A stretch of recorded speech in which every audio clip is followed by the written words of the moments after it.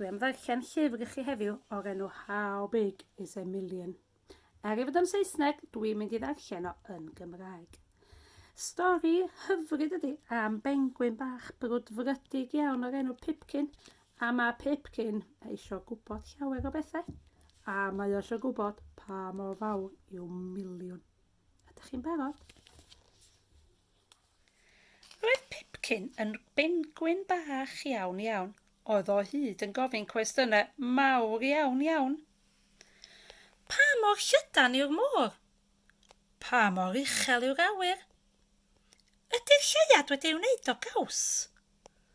Ond y peth yr oedd Pipkin eisiau wybod yn fwy na dim byd arall yn y byd oedd pa mor fawr yw miliwn.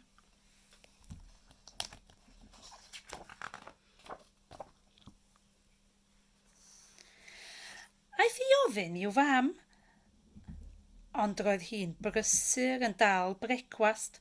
Mae'n bwysig cael llon bol i ofyn cwestiynau mor fawr.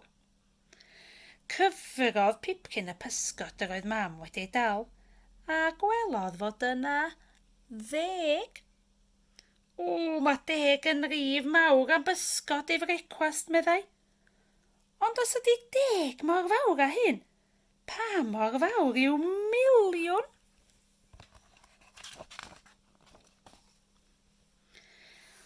Mae miliwn o bysgod yn fwy o bysgod na fedri di byth fwyta, meddai mam. Mae miliwn yn llawer iawn mwy na 10. Meddyliodd Pipkin am ychydig. Trio ddychmygu llawer iawn mwy na 10. Tydi hyn yn dda i ddim, meddai o'r diwedd. Bydd yn rhaid i mi fynd i chwilio am filiwn i gael gwybod yn union pa mor fawr ydyw. Pob lwc, galwodd mam wrth ei wylio'n mynd.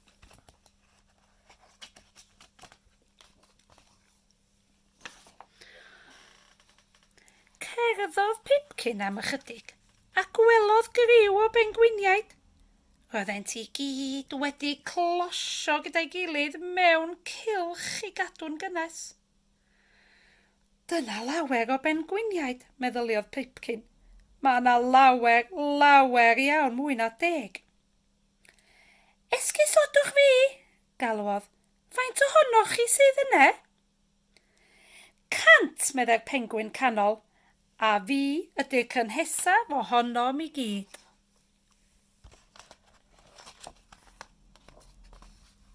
Ww, 100? Mae 100 yn rif mawr iawn, meddai Pipkin. Os ydy 100 mor fawr â hyn, pa mor fawr yw miliwn? Mae miliwn yn llawer iawn mwy na 100, meddai'r pengwyn yn y canol. Ond mae 100 yn ddigon i dy gadw'n gynnes braf. Wyt ti eisiau ymuno gyda ni? Dim diolch, meddai Pipkin. Mae'n rhaid i mi ddod o hyd i filiwn.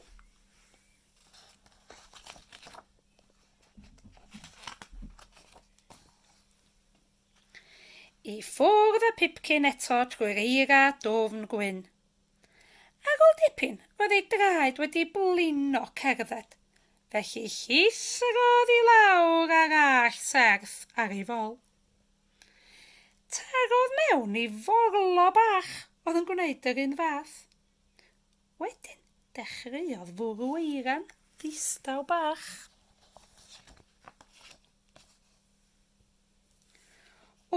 Dyna lawer o blu eira, sibrydodd Pipkin. Mae yna fwy na 100 a llawer iawn mwy na 10. Wyt ti'n meddwl bod yna filiwn yma? Na, meddai'r morlo bach, ond dwi'n siŵr bod yna 1000. A wir i chi, roedd yna 1000 go iawn.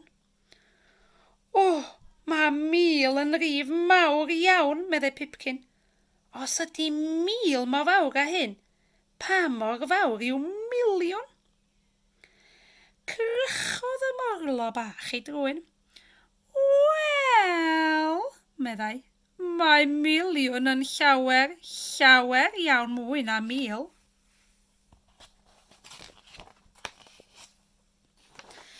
Dechreuodd Pipkin ar y morlo gael hwyl yn adeiladu pengwyn a morlo bach eira a thaflu gormod o beli eira i'w cyfrif. Yna dywedodd Pipkin, "O, mae'n rhaid i mi fynd. Dwi angen dod o hyd i filiwn." "Pob lwc," medde'r morlo bach.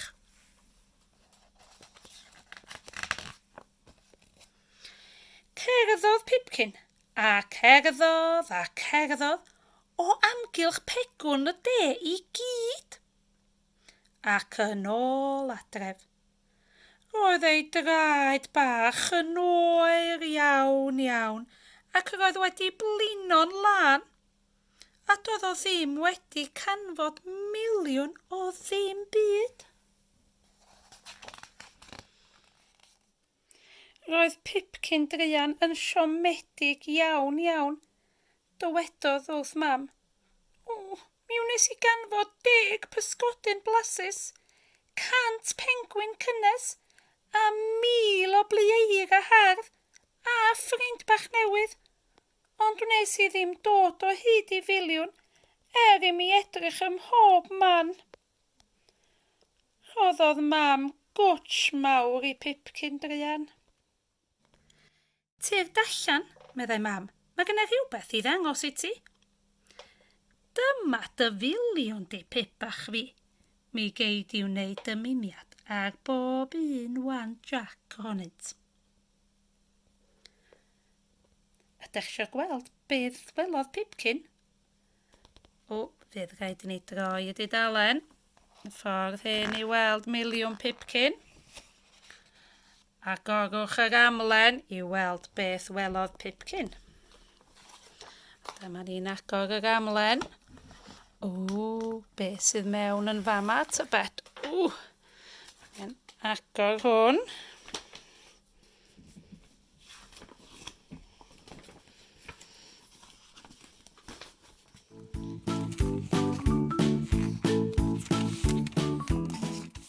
A dyma ni, miliwn Pipkin bach. Mae Pipkin bach yn gweld miliwn o ser yn yr awyr. Dydy o'n rhif mawr.